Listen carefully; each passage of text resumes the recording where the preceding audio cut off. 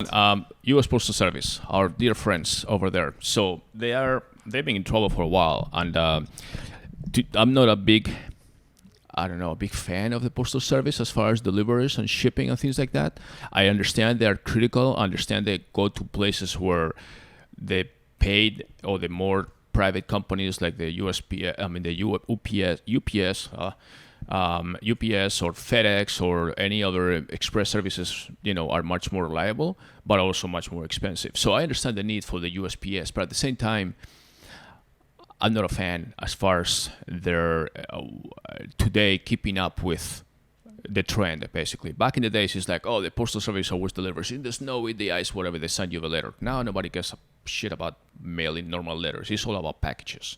So why do you think the USPS is so critical for the e-commerce economy? It's not a question of why do I think. It just is. I mean, it's just Right. The majority of e-commerce companies use USPS because it is the cheapest option for most cases.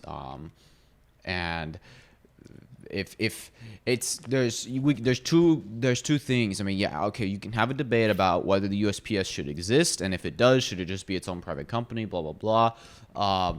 We can talk about that, but that's a different topic, really. The question is, what's going to happen if the USPS really doesn't get the funding it needs to stay alive in the next basically few months? What's going to happen to e-commerce? Okay. Because I mean, even Amazon itself still uses USPS. And I mean, right now, I looked up the numbers yesterday. More than 30% of the USPS revenue now comes from e-commerce, not letters, not e-commerce. Is Sure. over 30%. Yeah, I mean, of the mailing revenue now. is done. I mean, nobody mails anything. And so what's going to happen, especially because UPS just announced last week that they're raising the rates again for this holiday season. And so the hardest part about e-commerce, and obviously things are very different now because of COVID, but really the biggest struggle for e-commerce has pretty much always been the logistics. Because at the end of the day, when you go to a retail store, you can get something today and you can get it for free shipping. And the fact because that you just pick it up. we are now used to getting something. Right. Well, the we'll next get day. into Amazon in a second, but I'm talking just e-commerce retail. The biggest advantage is that with retail, you go there, you get it today, you don't pay extra for shipping, none of that, right?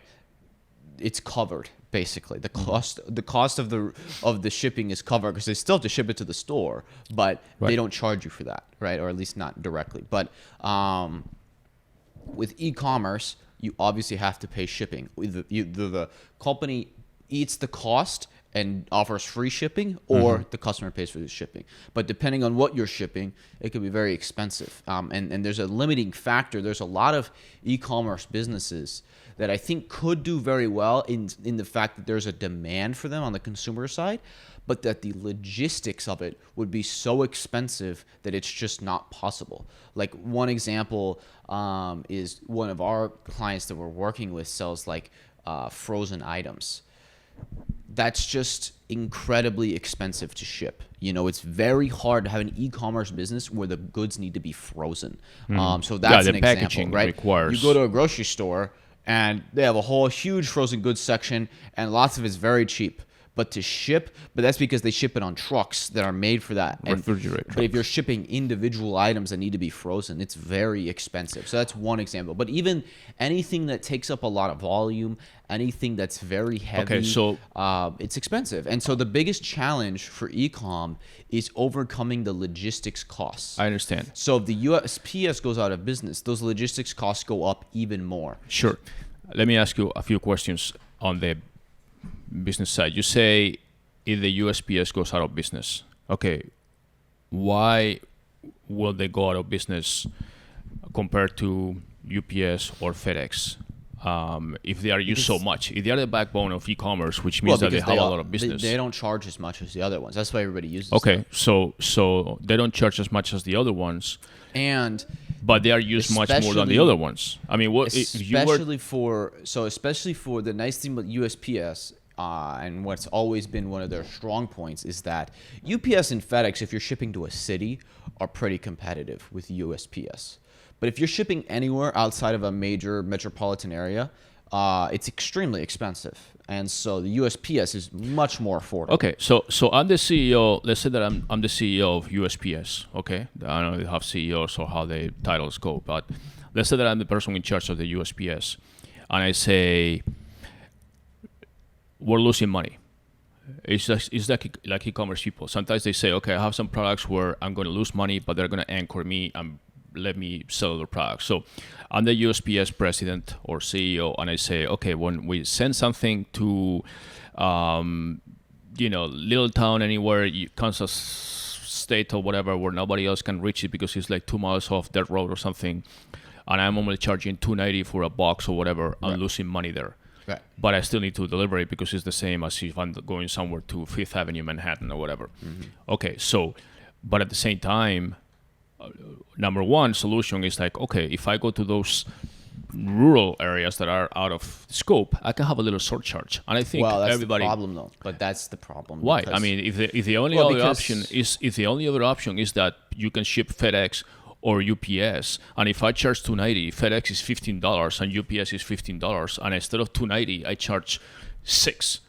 I'm gonna lose less money. I'm not gonna make as much. But the whole premise of the USPS. So this is where it gets tricky. But though. let me finish But- one well, second. But hold on a second. No, I Let know me- what you're saying. No, but that's one thing. That's my first point. If I'm against the wall where I'm gonna disappear and go bankrupt, then you need to make but my drastic point solutions. Is, hold on. Well, let me. The tricky thing about the USPS is that it's in the Constitution that it must exist. So the whole the founding fathers, Benjamin Franklin is the founder of the USPS. All that stuff. Okay, well, hold on. And so the USPS is in the Constitution, right? Because they said it is vital to have a postal system in the United States, and we cannot charge extreme amounts, depending on where you live, because that would be basically unfair.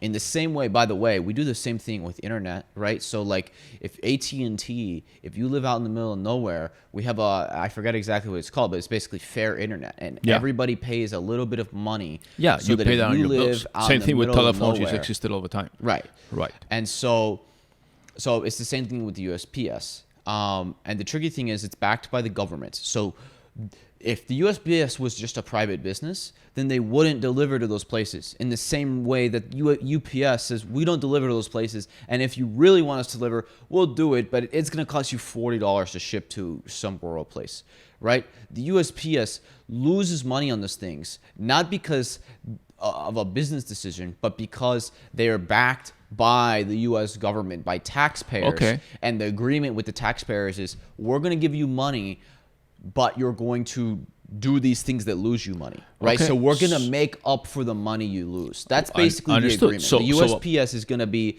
a business that loses money because they want equity between deliveries for everybody So in the if United the States, premise is- and the taxpayer will make up for those losses. Okay. That's the premise. If the premise is that the USPS must exist constitutionally because they must have equal rights for the person that lives in the middle of nowhere versus the person that lives in downtown anytime Right. USA, and the government is supposed to subsidize the difference between the actual money made versus the money lost for that situation.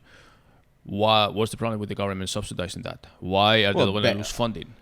Well, because I mean, the Trump funding needs to doesn't be- want to fund it, basically. Well, but it's Trump being, wants to pull the funding. this is not Trump. This has happened back with No, Obama. it's happened many I mean, times. the but in problem this happens all the specific- time. I'm saying it's happened many times, but in this specific case, I mean, I've been listening to the USPS. yeah, it's always a thing of basically, it's like everything. It's But like, it's the problem with the USPS too is this being run super inefficiently as a government agency, pseudo or government agency that doesn't give a shit about profit and losses and all that stuff. They say, well, no, actually, it that's is, not true. Well, it's not. Lately, it's been better, It's but much back, better in the last few it's, years.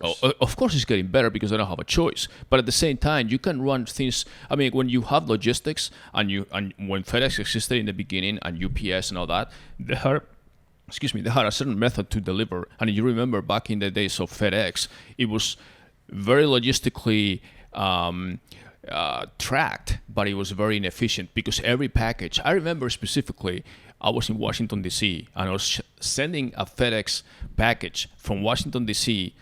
office to another office in Virginia, which is across the river. Okay, and that package will go from Washington to Memphis, and from Memphis back to Virginia. For whatever reason, they had to ship it back to their central logistics section and then ship it back. I don't know how much it cost to put something on a plane and ship it to Memphis, track it, blah blah blah, and then put it on another plane and send it back to Virginia so the day after it's there. But it was totally, I'm like, I don't know how the fuck to do these things. And then they started learning that, okay, we can just ship it this thing. They improved their system because they have profit and losses, USPS and they're public companies. In the last 5-6 years, now that packages their main business have gotten much better. Of course. Much Why? better. Because they have competitors. Yeah, of course. Because before No, it was like, we'll get there when we USPS get there. And USPS is in a competition like everybody else.